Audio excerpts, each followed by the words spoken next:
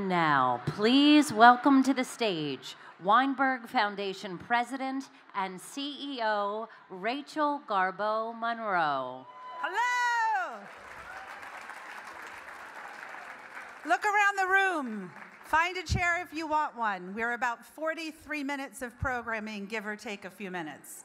So we will begin and we will try to end on time, and we can't thank all of you enough for being with us. I usually say there's some seats up front that are available. There are not that many, but there are some if anybody needs. So it is my pleasure to welcome you to the Weinberg Foundation's Biennial Community Gathering, and it is wonderful to have all of you back with us after taking a year off in 2017.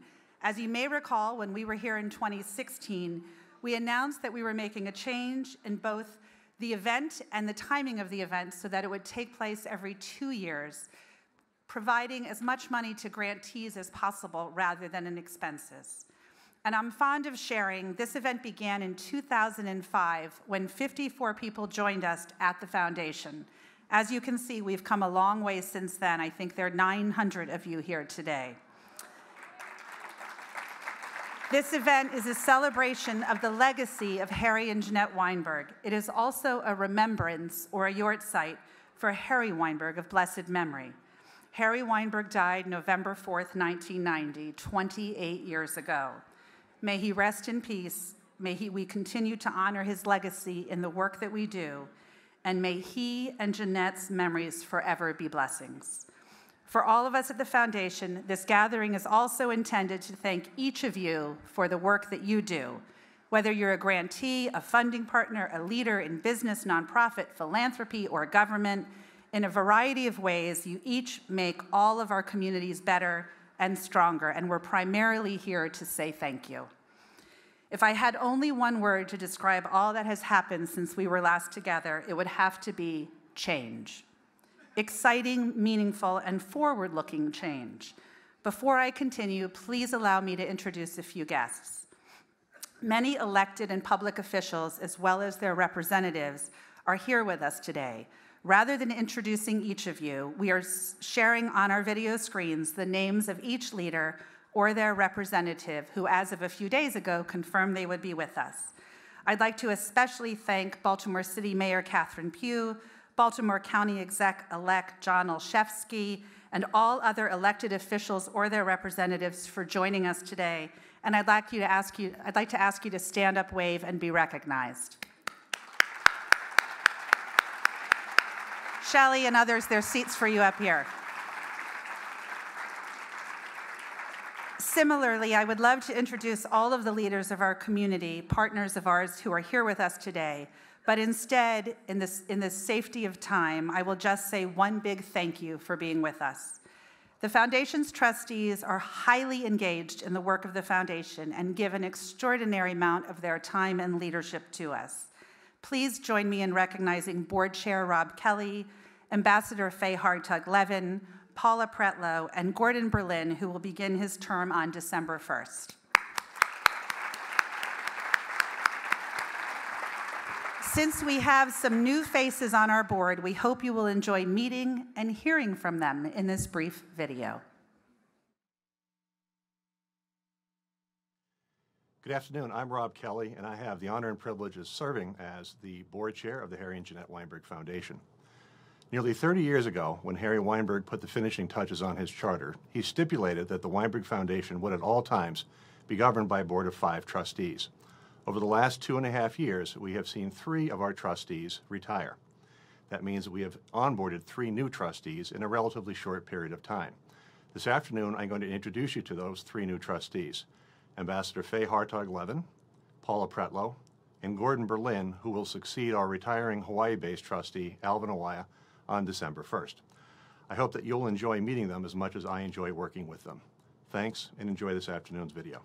I'm very proud to be able to be working with the colleagues at the Weinberg Foundation on what I consider to be one of the biggest social problems in our country today, which is the inequality that is created by poverty. And to be able to really make a change and to see ways in which we can impact this problem and maybe come up with creative solutions is a very, very satisfying role to have. To be able to affect the lives of so many people in the U.S. and in Israel, vulnerable populations, and to be able to see that, to be able to measure that, to be able to know that we as a foundation and I as a trustee am having that kind of direct impact on the lives of others is a huge responsibility, and one I meet with tremendous amount of respect, and that's how I enter the room. Well, I think the first thing that really impressed me was the deep commitment of the staff to make a difference, to be accountable, to measure what they were doing, and their deep, deep respect of both the board and the staff for the grantee organizations they worked with and also the populations that they served. You know, no foundations can't do anything without their grantees. Everything we accomplish in the foundation world, we accomplish through the grantee organizations. I am so eager to share the work of the Weinberg Foundation, especially with people in the Bay Area, because it is a new-ish foundation to the Bay Area. Of course, we've done capital grants, but as far as being a priority community, the Bay Area is now one for the Weinberg Foundation by virtue of the fact that I, as a trustee, live there. I would use the word transformational because I think the foundation has entered a new stage of adulthood, and we, certainly the people who have come before me, have professionalized the operation to adopt best practices wherever possible. But I think that it's transformational because we are thinking about ways we can really increase the impact of our grant making. And we are thinking bigger and wider and deeper. And in that regard, I think it really is going to be and has been transformational. The Weinberg Foundation is unusual in that it can bring grant dollars to a capital project, and those are precious, precious dollars. That combination of direct service and the quality of Jewish life and improving the physical and social capital of the communities in which we work. How do we bring those pieces together to make a bigger difference? I would like personally to see the foundation look at how we might find national models, now that we are a much broader organization, to find national models with local impact so that we're able to replicate in organizations or with organizations that we know work in one area and fund those in other areas. I'd also like to see us partner with like-minded foundations to leverage the work that we do and leverage the work that they are doing where there's an intersection to do so. One of the things I would like to see us do as a board is to understand better the impact of our grants, and that will require a more vigorous assessment, not necessarily by the metrics, but it could include metrics of how many people we're really reaching and what difference have we been able to make in their life. Secondly, a really important shift has been the movement from being a very board-centric organization where the board members were really making a lot of decisions about day-to-day grant making to a staff-driven model of grant making, with the board stepping back and doing more to set direction and policy and you know, holding the foundation responsible. So in addition to my fiduciary responsibility as a trustee, I'm really hoping that I can assist in our efforts to move that forward.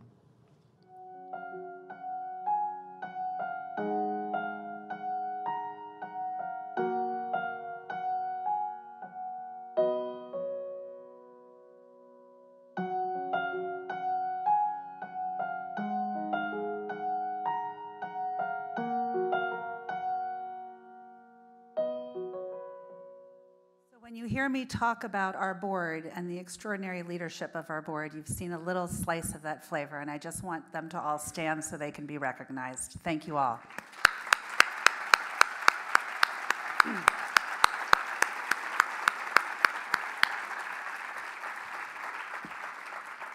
The board's leadership was perhaps never more evident and appreciated than just over 2 weeks ago, following the mass shootings in Pittsburgh. May the memories of those who lost their lives always be a blessing.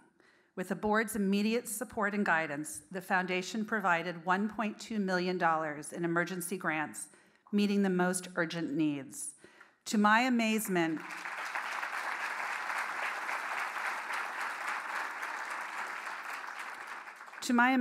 many of our close colleagues and friends from the Pittsburgh Jewish community are here with us today. And I want to thank each of you for your courage, your leadership, your resilience, and your ability to help all of us hope and believe in a better future. We stand with you now, next year, and God willing, for many years to come.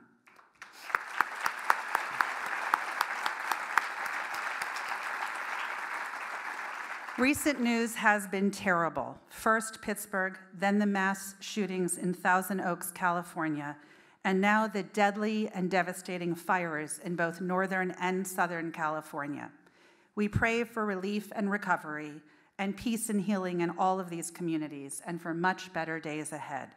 Thankfully, we have a great deal to celebrate this afternoon, and that includes all of the people who work hard every day to strengthen the Weinberg Foundation and carry out its mission. As you may know, the foundation is one organization with 2 offices in Baltimore and Hawaii. We have a total of 51 employees, and you are seeing all of them on the screen beside me.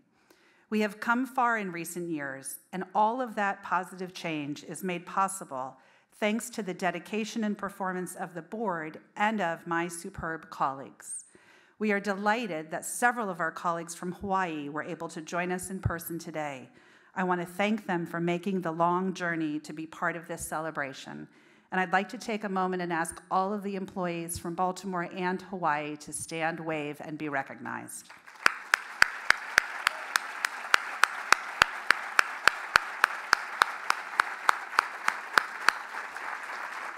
I also want to give Yvonne Sporer and her team a shout out for pulling off another magical event somehow.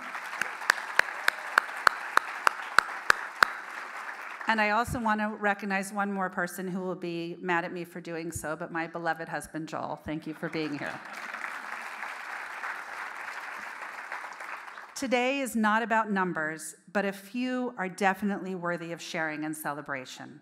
Since 1990, the foundation has distributed more than $2.2 billion in grants. And today, our assets have grown to $2.6 billion. We are also thrilled to announce that starting in 2019, the foundation is increasing its grant distributions annually to $125 million a year. And for those of you wondering, what does that mean for Baltimore? It's an average of $25 million a year in Baltimore, or over the next 4 years, $100 million in grants in Greater Baltimore. We also have some exciting changes to share, including the foundation's commitment to simplifying and reframing its grant making into 4 primary grant areas: housing, health, jobs, and education. In addition, our grantees are now able to use a fully automated online grants tool. Nonprofits will enjoy an easier, faster path in navigating the grant-seeking journey. These new features and information can be accessed through the foundation's website, a new version of that website which is being unveiled literally as I speak. We remain dedicated to meeting the needs of specific populations, including low-income older adults, women and their children at risk, adults with disabilities, individuals experiencing homelessness, and veterans. In short, the Foundation's strategic framework is evolving to demonstrate more meaningful impact over time. And if you receive our e-news, then you already know about one of our largest ever single grants announced just last month. The foundation committed $12 million to the Foundation for Jewish Camp, or FJC, in support of the new Yashar initiative. Yashar is a Hebrew word meaning both level and just, and this initiative aims to build inclusive camps with integrity, significantly increasing the number of children and staff with disabilities who are able to participate in Jewish Camp. And Jeremy, the head of the Foundation for Jewish Camp, is here. Thank you for being here. He's somewhere over here. As Jeremy's chair, Julie Barron-Platt, powerfully stated, we do not want parents of children with disabilities to have to choose between giving them meaningful experiences of Jewish Camp or supporting their children's special needs. I have so many wonderful memories of summer camp, and today, when you leave, in addition to the Weinberg Foundation cookies, you will be getting something related to camp, and we hope it will be meaningful for you. Finally, as part of our core mission to fight poverty, the Weinberg Foundation is looking even more closely at Jewish poverty in the United States. We began by gathering all of the relevant information we could find. We were stunned by the void of recent, meaningful data and research. What we were able to find by reaching out to more than 70 leaders of Jewish federations, foundations, and nonprofits was assembled as part of an initial report. Some of the preliminary findings may be surprising. Did you know that between 16 and 20% of all Jewish households earn less than $30,000 a year, and that 7% earn less than $15,000 a year? We also discovered that the reality of Jewish poverty shatters stereotypes and assumptions. For example, many believe that Jewish poverty is primarily represented by immigrants from the former Soviet Union and ultra-Orthodox Jews. In reality, a significant portion of Jewish poverty mirrors society as a whole, including single mothers and their children, and many families who are living paycheck to paycheck, one emergency away from everything falling apart. This much is certain. We have a lot more to learn. And today we are pleased to announce that the Foundation will host a national convening on Jewish poverty on March 19th, happy anniversary, honey, from 2 to 5:30 p.m. in San Francisco, immediately following the Jewish Funders Network, their conference. This event will include nationally known speakers as well as relevant trends, data, and programs that are addressing poverty right now in Jewish communities. Space will be limited, and the invitation will launch in the coming weeks. Of course, I could talk about so much more. The library project, we will be dedicating the 15th Weinberg Foundation Library in Baltimore City Public Schools on January 23rd. The Baltimore City Community Grants Program with the mayor. Madam Mayor, thank you for being with us. It continues to make a difference. The Summer Funding Collaborative with more than a dozen funders working together, and the Hubs program for low-income seniors. The list goes on and on. But I always want to emphasize that the Weinberg Foundation's success is measured not by dollars, but by impact, lives that are changed for the better through the effective work of the nonprofits we support through all of you. In past years, we have highlighted examples of that work through videos that we produced. This year, we did something a little different. Yes, another change. Here to talk more about that, and maybe to give us a weather report, former news anchor and our communications director, Craig Tumchek.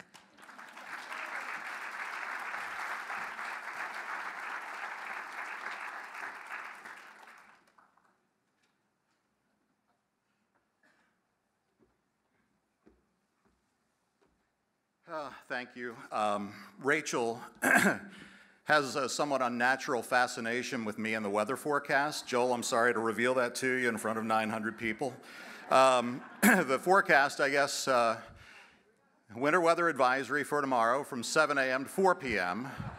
Mixed precipitation starting in the morning, accumulating 2 inches or less, changing to all rain by afternoon with a high temperature of 36 degrees. That's your Weinberg weather forecast.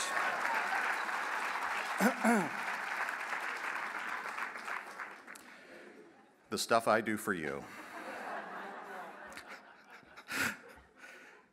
We, as Rachel mentioned, asked our grantees this year, all of them, from Israel to Hawaii and everywhere in between, to show us your story. We wanted to see our nonprofits, the ones that we fund, literally through their own lens. It was a tough challenge for them, trying to capture their mission, their clients served, emotion in just 60 seconds. From May through September, we received nearly 120 videos, and did they ever make us say wow? An expert judging panel helped us to determine the best of the best. But before we highlight those videos, we want to recognize the great partners who gave their time to serve as our contest judges. As I read your names, I hope they're here tonight with us. Please give a wave. Guido Andrade, Chief Creative Officer, 15-4. Jennifer Gilbert, Evening Anchor, Fox 45 News. I know Jen is not here because she's anchoring the news right now. Talib Horn, Executive Director, Bon Secours Community Works. Monica Mitchell, VP, Community Development Officer, Wells Fargo. Stacey Ulrich, Head of Global Philanthropy and Community Affairs for Under Armour. And Victor Valentine, Director of Engagement and Policy for Association of Baltimore Area Grantmakers, ABAG. Thank you all very much. So what we did is we have edited together these 10 one-minute videos. There is a very brief pause in between. We do encourage you to cheer, clap, whatever for the organization that you're excited about, but just be mindful the next video is going to begin very shortly. So in alpha order, here are the Show Us Your Story top 10 videos.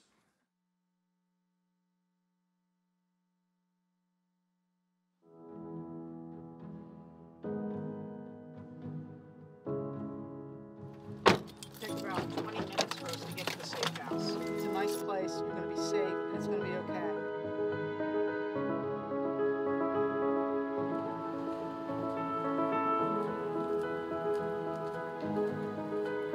Tell me a little bit about the volunteer experience that you're doing now.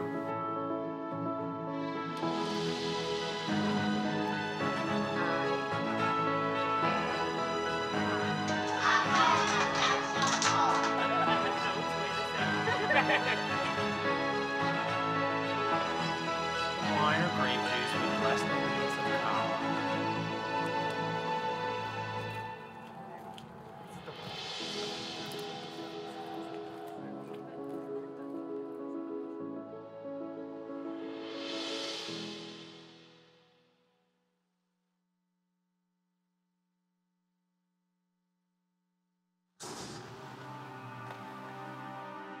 Name? Rhoda? Okay, Rhoda, tell me. Tell me why I should care about you. Because I'm asking. And someone gotta believe in me besides myself. Because I am somebody. I wanna make something of myself. I'm tired of seeing my dreams blowing in the wind. I got dreams too, you know. I am bona fide, ratified, and certified. I understand work ethic, job satisfaction, and employer expectations. I understand meeting needs and giving a little extra. I'm the one feeding your father in the hospital. You want an urban renaissance? Start with the women. Start with me. I am the heart of 100 communities. We are what makes the city tick. I'm a safe bet. A sure thing. Solid investment. But hey, don't take my word for it. Ask any employer. Now, Caroline Center, there's some people that care.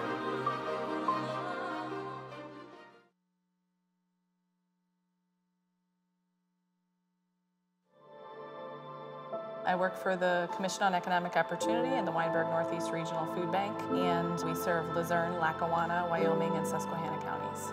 We provide food distribution to support families, children, and seniors who are hungry, and provide nutrition education to go along with the food that we provide. I think most impactful program we have is really our Children's Produce Market, because the Children's Produce Market reaches families and children where they are. You don't have to come to a food pantry that you might not be familiar with. We really want families to be comfortable and not feel out of place or embarrassed that they need food assistance, but be happy about getting healthy food. And the Children's Produce Market does that for us. And that means health outcomes for the child. That means educational outcomes for the child. That means mom or dad being healthy enough to go to work every day and make money to support their family. Our community partners, our volunteers, and the donors that support us financially are really what makes the food bank work.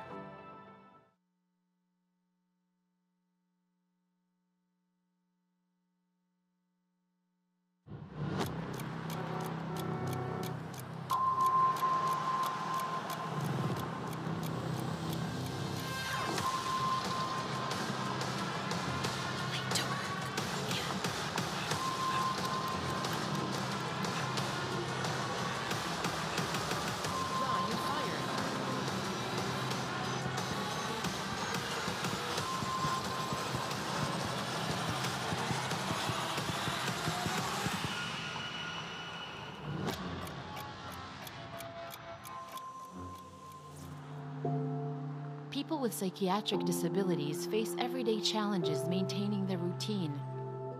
ENOSH, the Israeli Mental Health Association, provides extensive rehabilitation services to achieve a meaningful and productive life. For Ron and 6,000 other participants, our daily rehabilitation services create occupational opportunities, which enable them to be a part of the community and live an independent life. ENOSH.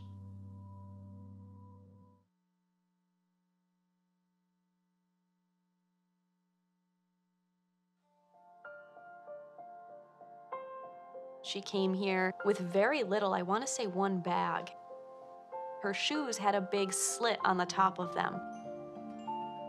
It was really hard for us to hear her say so matter-of-factly that, yeah, of course her shoes were like that. Her daughter did that intentionally.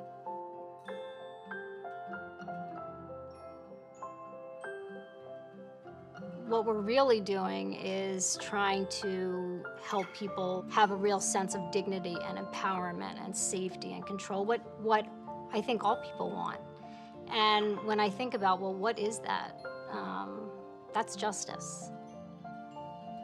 Ai благодарна съм. И ми дава в момента енергия.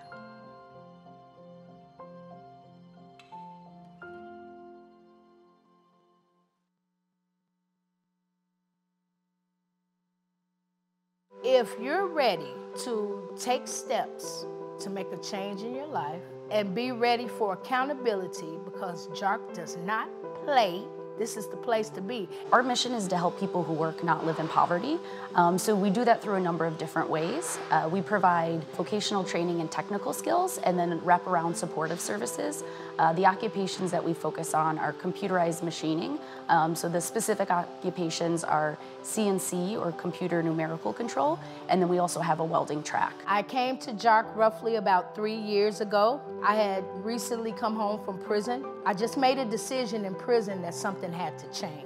Through that beginning, I looked for resources that were available to someone like me. JARC was the beginning for all that for me. The path that I'm on in my life now, if I can see it, if I can understand what you're saying and I see the validity in it, put me in, coach.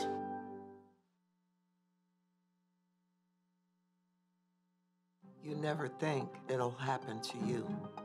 I grew up here in San Francisco. I'd never, ever been laid off.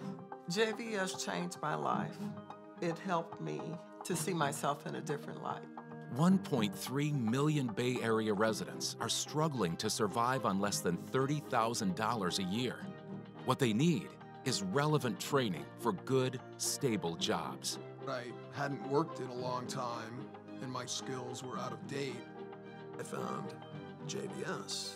Had I not been offered the opportunity to get tech training, I don't know where I'd be right now. JVS training programs help people find a place in the Bay Area job market and unleash their potential. We envision a Bay Area where everyone can thrive.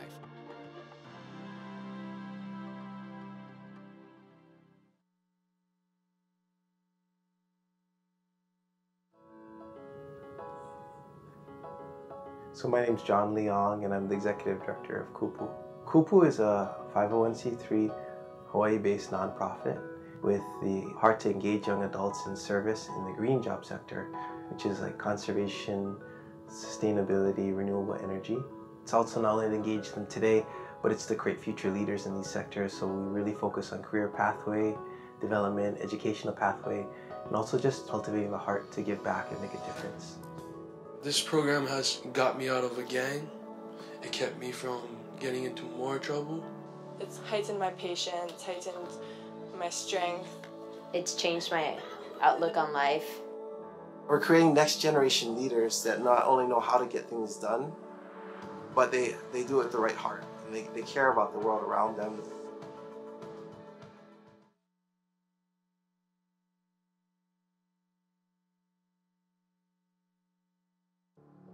I think the young people of Baltimore are just underestimated. We've gone through a lot in this city. We're strong and we're dedicated. I joined Merit because I knew that they would be able to provide medical education, science education that I wasn't getting in school. I've had experiences that high schoolers only dream of. Before joining Merit, I didn't personally know anyone that had careers in healthcare. I'm motivated to be a doctor because I know that when I make it, I'll be able to connect with the community that I've lived around all of my life. My name is Zion, and I want to heal Baltimore. I'm a future medical researcher. I'm a future physician assistant. I am a future hospital administrator. I'm a future doctor. I am a Merit Scholar.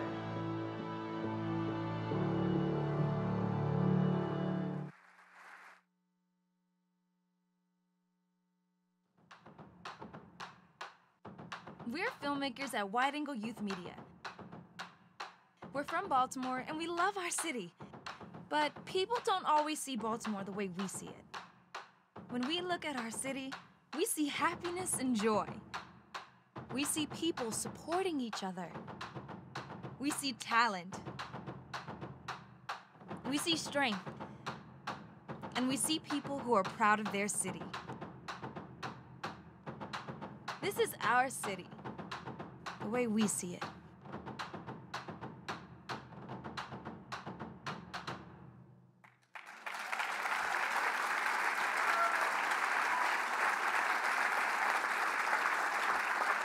Okay, I hope you had the same reaction that we all did watching these videos come in and then seeing them for the judging. Do we have some amazing grantees or what?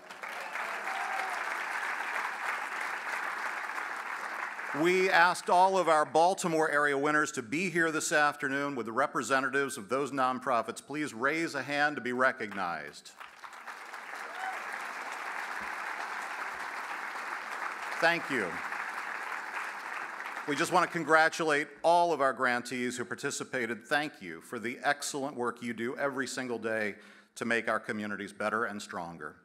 And now it is time to meet our featured speaker. She co-founded the Billions Institute with her friend Joe McCannon to answer one question: how can we engage 1 billion people to solve the world's biggest problems over the next 50 years? She is also responsible for creating the Skid Row School, which trains foundation and nonprofit executives how to effectively design and run large-scale change initiatives. Prior to that, she led the 100,000 Homes campaign that mobilized 186 cities to house 105,000 people off the streets in just 4 years. That's pretty impressive. Please give a warm welcome to Becky Margiotta.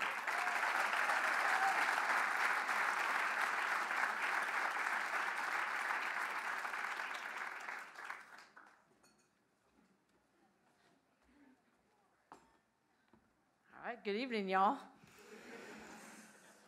First, I want to just appreciate the generosity of our friends at the Weinberg Foundation. Since I've been in town about 24 hours, every conversation I've had starts with, those are the most generous people. And that has been my experience as well with Rachel and Craig and Yvonne and Amy. And can we just give them a round of applause for their generosity for a moment? Thank you.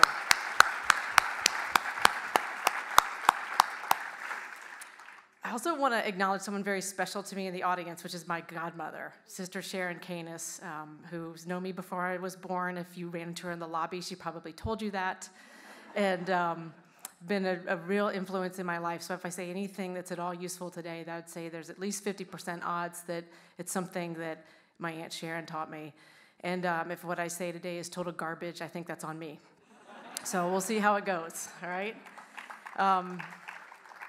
So I turn 50 in a few months, and I might be a midlife crisis. I'm not sure what it is, but I've just been thinking a lot of what am I doing?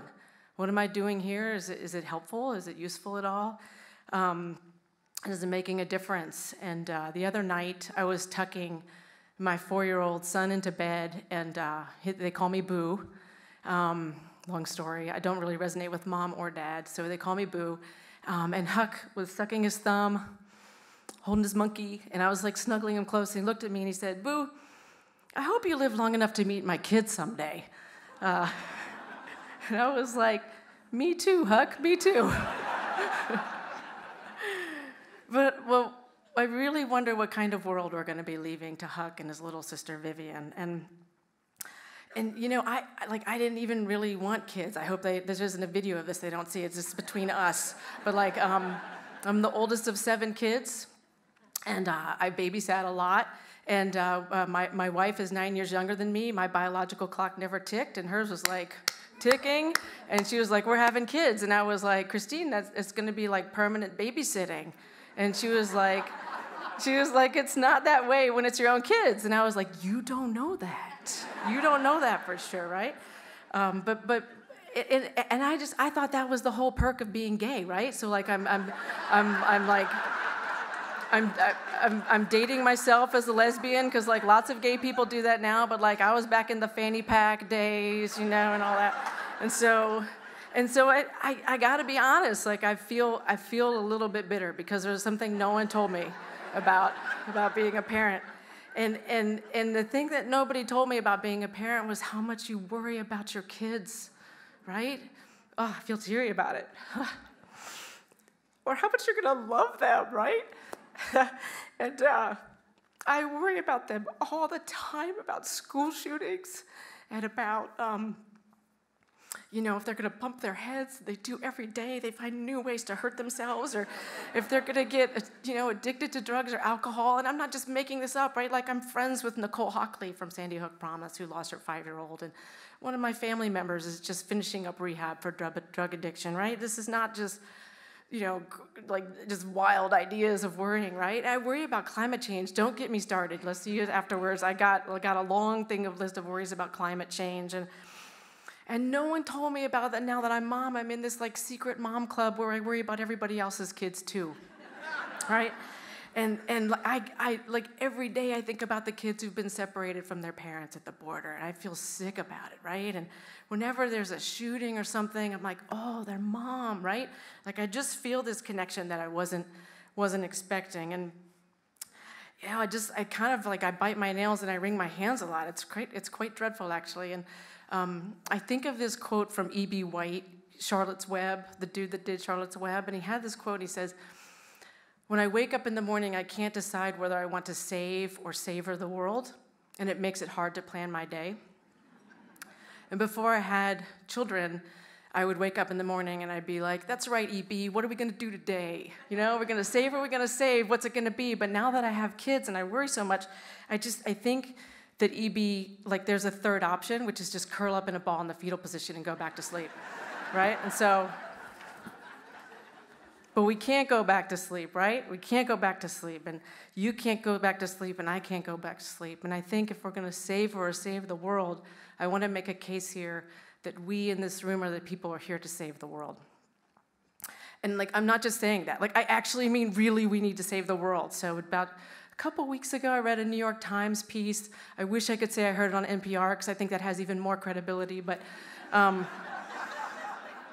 that most of the world scientists agree we've got about 20 years to get our act together or climate change will be irreversible, which means turning our economy the world economy on a dime to get off of fossil fuels. And you know, I will get started a little bit on climate change, right? Like, so what does that mean for jobs, infrastructure, transportation, houses, all these different things? And that's just the beginning, because if sea levels go up, then that means there's going to be more like malaria and like water types of diseases. So people of you working on health, there's like whole different things.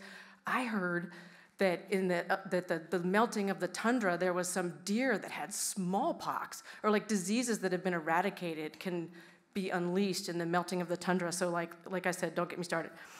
And then the displacement of literally millions of people who are living along where when the sea levels rise, we're in big trouble. And I don't think that that's going to be, you know, like oh great, let's just move people. Like right now we have a couple hundred people who are escaping violence in Latin America, and we're greeting them with the military, right? So the violence that can come from this is stuff like, are y'all worried with me now?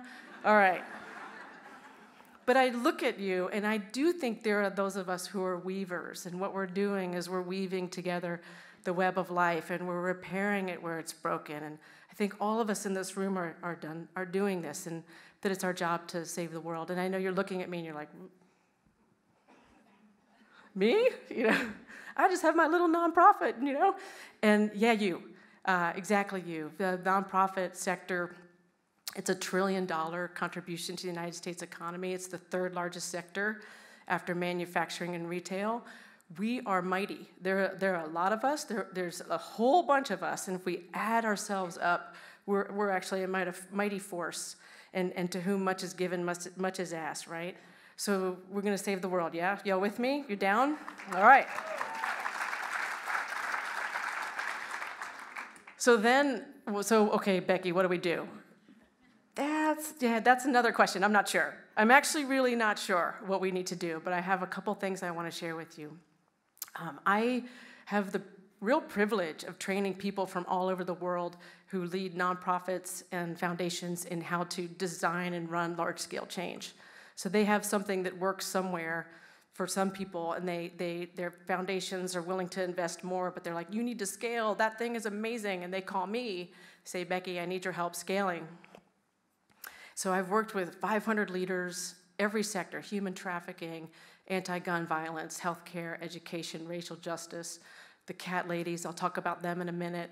I've worked with every sector from every continent except Antarctica, and I have the privilege of training them. I can't believe they even show up, honestly, but I'm learning from them too as well. And what we teach them is this space I call the intersection between personal and planetary transformation, which is also grandiose, I acknowledge, but the planetary transformation is in getting your mindset to think big enough about how can you get this thing to work to everyone who benefits, and there's strategies and tactics, and that part to me is kind of easy. Then there's the personal transformation of who are you to do this work, and how do you show up every single day, and that you're the thing that's gonna make it not work. It's you, right? You're the one who's gonna sabotage it. And I've seen that again and again and again. There's brilliant ideas, but it gets sabotaged by our human limitations, by our egos and those things, right? So I work with people where those things come together. And I don't have any answers, but I have 3 questions for you to consider in your weaving together of the web of life. The first one that I'll offer you, and this is what I ask all the people who come to my trainings, is what are you not seeing? What are you not seeing or facing? So I'll share a quick example of that. I had the privilege of being interviewed by Anderson Cooper for the 60 Minutes piece. And he is as good-looking person as he is on TV. My communications director picked me up at the airport, and he's like, I'm not gay, but if Anderson asked me to make out, I totally would. And I was like, I'm sure that's high on Anderson's list, Jake. Okay. And so, when he was interviewing me about our work with Nashville, they were getting people off the streets. He asked me again and again and again, do those people really deserve housing? And I went back to my prisoner of war training, and I knew I had to redirect, right? I felt like that was bait, and I knew that it was all the people who were watching the show were going to be asking, did those people deserve housing? And what I did in the moment was a sort of a redirect, a twist, where I said, I don't think it's about deserving or not. I actually think it's about what's in all of our best interest, and it costs more for us to keep someone on the streets than it does to house them. And Anderson was like, okay, all right. And then let me ask it again another way. And it was really, he kept coming at it like that. And I had had years and years of people asking me exactly that question, so I felt prepared for it. But I actually really regret that answer now, right? Because kind of implicit in that answer was that you can put a dollar figure on a human life, and you can't, right? It sort of answered the mail, but it's not the right answer. Because I think, the real redirect, if I could get a do-over, would be, do you deserve your mortgage income tax deduction? Right? And do I deserve mine? I get a mortgage income tax deduction. I promise you, it's more than a Section 8 voucher would cost, right? So thank you for subsidizing my housing, by the way. Really appreciate that. But our framing in the social sector is off a lot of the time. I could tell you many other stories, but I'll tell you at our training, we have one pre-reading for people who come to our school. And the title's a little alarming.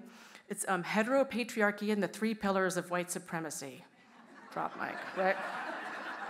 So it's written by Andrea Smith, She's a Cherokee intellectual, feminist, and anti-violence activist. And she says, like, look, everyone says, like, we should have these multiracial coalitions, and we should, but what we have to acknowledge first is that the way the structures have been set up is that we've hurt each other. We haven't all been treated the same, and we've been used against each other, and we have to heal first, right? And so she draws these three pillars of slavery and capitalism and how those have worked together, and then colonialism and genocide, and then othering and war. And she said, I tell you, when I read it, I was depressed for at least a week because I was like, oh, this is exactly what's happening, and what do we do about this? It's everywhere. So what we have our participants do is map what they are working on to which pillar are you working on. Connect the dots. Connect the dots all the way to capitalism, slavery, genocide, colonialism, or othering and war, or heteropatriarchy, which is kind of this catch-all, if you're not sure which, right? And you know what? Just the first time I did this, I was like, oh, I can't believe I'm having to read this, because this is really, this is provocative material. And they all did it. They could all map what they were doing back to those things, but we don't talk enough about these underlying systems and structures. And we put a lot of attention focusing on the people or the victims of these things. And what I want to just offer is to turn that spotlight also to the systems and the structures that are creating. We all have jobs because of these systems and structures have collateral damage, right, if nothing else, right? And so the more that we can point our energy back to these systems that are creating that harm, we can begin to dismantle that harm too. And that's hard work too. So is the other work. My mentor, Heather Hackman, encouraged me to follow the 30-70 rule. You spend 30% of your energy putting Band-Aids and 70% of your energy stopping the bleeding, right? But you have to do both, right? I think, I'll just say charity, I think, is necessary but insufficient, and to save the world, we've got to go for justice, right? And to do that, we have to see what we're not seeing. And it's like the movie The Matrix, when Morpheus tells Neo, you can't see the Matrix yourself, someone has to show it to you. We have to be willing to see what we can't see with our own eyes and help each other see those things, right? So that we can actually get ahead on these things. I know it's overwhelming and daunting, and I just want to offer some words of wisdom from the Talmud. Do not be daunted by the enormity of the world's grief. Do justice, love mercy, walk humbly. You are not obligated to complete the work, but neither are you free to abandon it, right? So, we got... Our work is important, and we're not free to abandon it, right? Let's get to it. Which gets to my second question. What are you doing? No, really, what do you do? And you'd be surprised at how hard that is for people to answer. So people call me, and they're like, hey, Becky, I got a scale. I ask them 3 questions every time. The first one is, what's your thing? You have something you do that makes things better for people. What is it? Now, that is usually a very long answer that has this bell and that whistle and right? Because we fall in love with our ideas and our program models. And I'm like, okay, cool, get to the point. Okay, oh, that's your thing. You basically do this? And they're like, yeah. I'm like, okay. Question 2. How many people are currently benefiting from your thing, whatever it is? And most people kind of know that. Some people only have to really keep track of that once a year when they turn in the report to the foundation or the board, right? But most people are 100, 1,000. They know within an order of magnitude they have something correct. The third question, how many people are there in the world who could possibly benefit from your thing?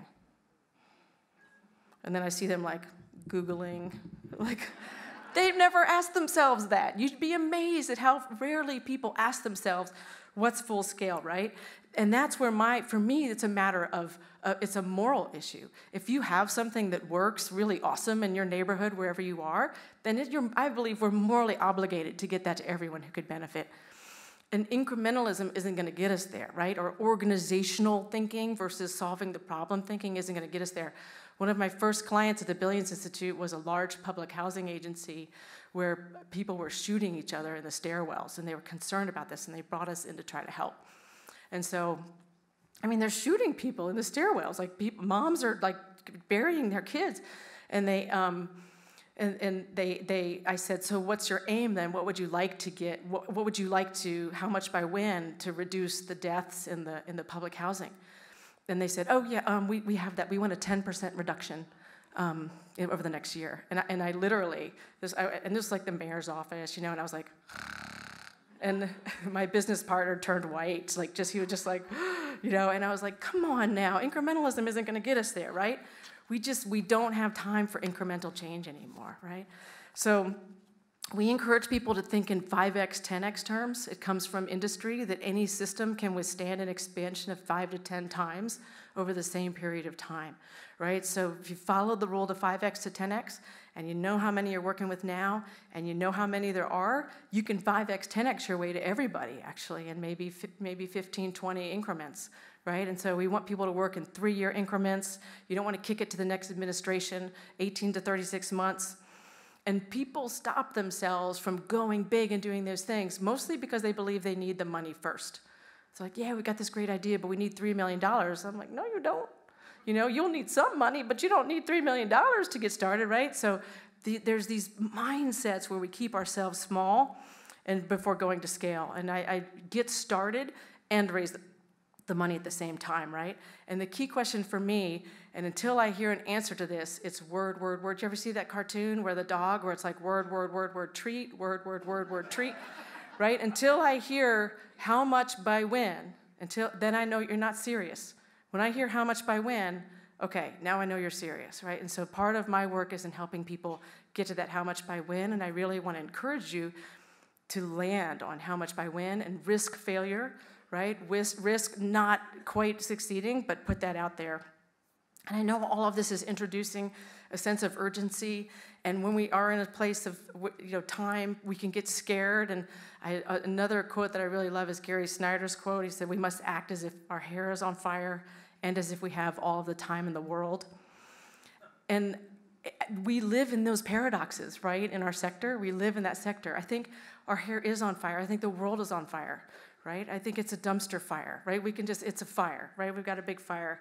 And where we go astray is when we believe that we have to do it all by ourselves. That's where people mostly go wrong. This is my third question for you. Where is your ego getting in your way? Now, when I shared this and was practicing this with my wife was like, Becky, don't say that. Like, these are... She's like, these people, they really believe they're selfless, and they get up every day, and they work really hard, and you're just going to sit there and be like, what about your ego? And I was like, that's what I'm going to do. And so, sorry to my wife, and this might be hard to hear, but it all comes down to this in so many ways, right? So instead of talking about you, we'll talk about my ego, right? And then you can see if you see yourself in any of these scenarios. So the first one is I want to confess that I'm a little bit of a control freak. I come from a long, proud, multi-generational line of control freaks, and Sharon's not one of them, but she knows them, right? She knows them. I think I know my way is best about lots of things, climate change, how to load a dishwasher. There is a right and a wrong way to load a dishwasher, and I know there's a right way and a wrong way to make a bed. So, my wife would make the bed, and I would just kind of come behind her and straighten things. And she was like, "Why you make the bed?" And I was like, "I'm happy to do that. Actually, I have extra energy, and I know that there's a right way, right?" So this isn't something we have to disagree about with, right? But when I was working on the 100,000 Homes campaign, we'd go from city to city and do these registry weeks, right? And so what it was Monday, my friend Beth and I would go into a community and train volunteers to go out in the streets and survey all the people sleeping outside from 4 to 6 a.m. And then from 4 to 6 a.m., Tuesday, Wednesday, Thursday, we would go out and interview everybody sleeping out on the streets. Now, I had to get up early because this does not just happen, right?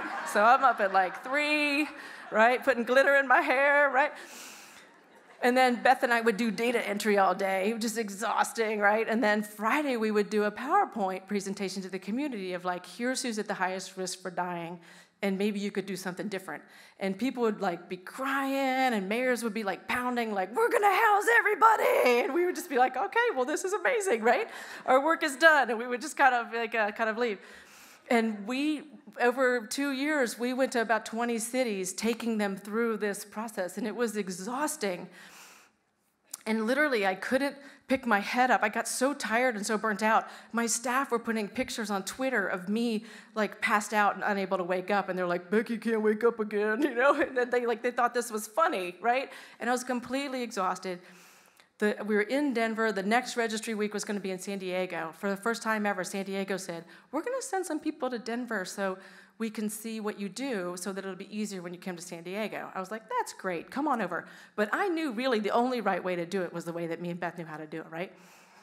San Diego people come, Denver goes fine. I didn't even notice they were there. Show up in San Diego, oh my goodness. There was like folders with like little, sticky things on them and like lanyards and stations. It was the most organized thing I've ever seen in my whole life. It was better than anything I would have done. And I was like, okay, well maybe you don't need me as much as I thought. And so I asked my friend in San Diego, Jennifer Lazar, I said, hey, could you help me help other people do this so that I don't have to do this so much? Because I'm really tired. And she was like, oh yeah, we just made a binder. Do you want the binder? And I was like, yeah, can I have the binder? And so then it gets worse. So then we're in Albuquerque, and we're like, okay, instead of me and Beth going everywhere, we're just going to have people come to Albuquerque and see it for a little bit, and then we'll give them the binder and see what happens. Okay. So I'm doing the training in Albuquerque, and there's somebody over in the corner sleeping through the entire training, head on desk, jet lagged, and like I would walk by and be like, are they okay? And my friend was like, I don't know, right? So, that happened. Fast forward 2 years, registry weeks are happening all the time, and they're part of this campaign, and we're trying to house 100,000 people. And cities would tell us as they moved people in. And then I get this Google alert one morning, like, Hilo, Hawaii completes registry week for 100,000 homes campaign. And then I click on it, and there's this beautiful video of a textbook registry week, and I'm watching this, and I'm looking at I'm like, Hilo's not involved in the campaign. They're doing my thing. And they're doing it really good, right? And so I start I find the contact as Brandy somebody on Hilo, and I call them, and for 2 weeks, she did not return my call. So I'm like, bring, I'm like, hello, Brandy, hi, this is Becky, you're doing my thing, and yeah, can you give me a call, because I want to count your people you house towards, I have to house 100,000 people. Can I count the ones you're doing, And she didn't, I was not on her radar. She didn't care about Becky, right? Like, she was just like, what are you talking about? So finally I get her to answer my call. By then I'm like pissed, right? I'm like, you're doing my thing, you know what I mean? I'm not getting credit for it, right? And so so finally she picks up the phone. I'm like, Brandy, how'd you find out about all this? Oh yeah, I was on Oahu, and I met Sophia, the woman sleeping in the back of the room. She gave me the notebook. And I was like, okay, all right, well, cool. Can we count the people you house? Right? So here's the moral of the story on this. They don't need you. They didn't need me. They just need each other. And we are so in the way, right? And this is not just if you're scaling. This is like if you have a 4-person team, right? And this is something that I hold sacred, that I want to just be like tattooed into the faces of everyone in the nonprofit sector, is with the right conditions, people are capable of solving their own problems, right? And what can we do as leaders in the sector? Our job is to create those conditions within which people can solve their own problems. And that means teeny bit letting go of our inner control freak, and trust me, I know it's not easy because I have to do it every day, but also getting a little bit ego distant, right?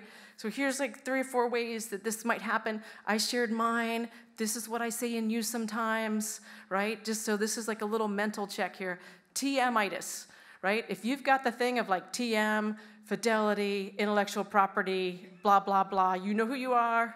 You got to do it this way. This is our model. Unless you have a nuclear reactor, right? Fidelity, you might be overrating fidelity, right? Right. So adapt as you're spreading, as you're getting to everyone who can benefit. Adaptation is the name of the game, and it's not about fidelity anymore. So that TM, to the extent that that's ego-based, right? If you can let go a little bit of that and share, more good is going to happen. The other one, and this is where this is a shocker, is workaholism, right? I know people work so hard. I see it. I do too, right? I had one leader come through our training, and she was complaining to me that she was up until 2 a.m. every night reviewing, she was an executive director, editing grant proposals that were going to go to foundations. And I was like, don't you have like a team, like a development team? She was like, yeah, but I have to do it. I have to do it myself. I'm the only one who can do it right. And I was like, are you sure about that? Because like you changed glad to happy there, Like it's just not that big, right? So if you believe you're the only one who can do something, right, you're in the way, right? That's one thing I want to share with you. Anywhere where there's blame or criticism in your life, that's a sign of showing up if you're getting in the way. And some people think that that's what I'm supposed to do as a supervisor. If I don't criticize, it's not going to be done better. Here's my just thing to make your life better. This works with kids, this works with husbands, is replace that, go on a replacement diet and put in its place authenticity and appreciation. And just only do truth-telling and appreciation. What you appreciate appreciates. Works with kids too, I swear. We don't have to put all that energy into criticizing or that type of stuff. And then burdensome reporting requirements, right? Like just spending all this time, filling out reports, right? Like it just takes us away from the work. And my favorite that I've seen is the Rakes Foundation. I've been working with them for 3 years, hundreds of thousands of dollars. And once a year, I have to fill out a piece of paper that says, how'd you spend the money? What'd you learn? And I actually look forward to doing it, right? We're still accountable, but what I'm accountable for is how'd you spend the money and what you learn. There's many, many, many more. Tima Okun has a beautiful piece called White Supremacy Culture that talks about how these toxic ego things show up in our organizational lives and have us getting in the way of the work, right? So I'm not saying you're a bad person if you have these challenges, I do too. I'm just saying maybe the work might be done a little bit better if you get a little bit out of your way and relax and let people shine and create the space where people can solve their own problems. And I'm offering this as a sigh of relief. You do have to save the world, but you don't have to do it by yourself, right? In fact, I don't think you can. So I hope I didn't depress you too much with my worrying. There's still time, but not much, really. I really believe we don't have much time. And we're all terribly connected, right? We're all in Martin Luther King's single garment of destiny, and that's my favorite thing. Our fates are linked. There's no question about it. And so with E.B. White and back waking up of whether to save the day, or save the world or savor the world, he frames it as an either or, and I think it's a both and. I think what we're called to do right now is to savor and save the world, right? It does require us unfurling from the fetal position on our couch, but there's unspeakable beauty on this planet and within each and every one of you, and it's our job to weave together this web of life. So I'll close with the great poet Rumi, one of my favorite poems. Out beyond ideas of wrongdoing and right doing, there is a field, and I will meet you there. When the soul lies down in that grass, the world is too full to talk about. Ideas, language, even the phrase each other doesn't make any sense. The breeze at dawn has secrets to tell you. Don't go back to sleep. You must ask for what you really want. Don't go back to sleep. People are going back and forth across the doorsill where the two worlds touch. The door is round and open. Don't go back to sleep. Thank you for having me here.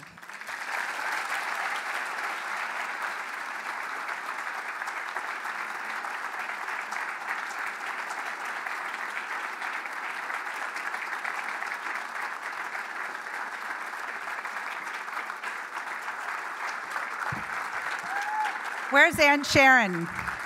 Are you proud? Aunt Sharon is very proud. Yeah. So if you came here tired after a long day, I don't know how you can be tired right now. Our hope was to have someone come and speak who could be inspiring, who could be motivating, who in this moment of difficult news could shed some light and some hope for all of us. And Becky, you did that and so much more. Thank you for being part of tonight.